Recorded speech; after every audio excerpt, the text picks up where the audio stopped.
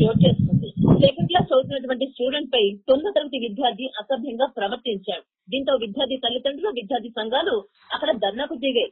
దీనిపై మరింత సమాచారాన్ని మా ఉప్పల్ ప్రతినిధి చంద్రశేఖర్ అందిస్తారు. చంద్రశేఖర్ చెప్పండి మేడం.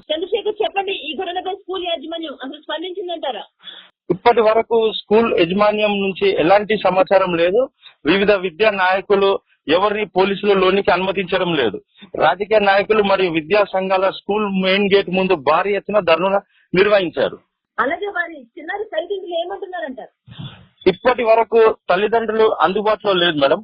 ఆ స్కూల్ యాజమాన్యం తల్లిదండ్రులతో సంప్రదిస్తున్నారు మనకు తెలిసిన సమాచారం. ఈ ఇష్యూపై అసలు పోలీసులు ఏం చెప్తున్నారు శేఖర్? ఇప్పటి వరకు పోలీసులు జరిగిన సంఘటన దర్యాప్తు చేస్తున్నారు. దర్యాప్తు చేసిన తర్వాత తగిన చర్యలు తీసుకుంటున్నామని వాళ్ళు తెలుపుతున్నారు.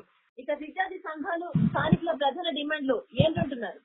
ప్రధానంగా లిటిల్ ఫ్లవర్ స్కూల్ పై విద్యాశాఖ అధికారులు స్పందించి తగిన చర్యలు తీసుకోవాలా అని వారు డిమాండ్ చేస్తున్నారు. Right, thank you Shekhar.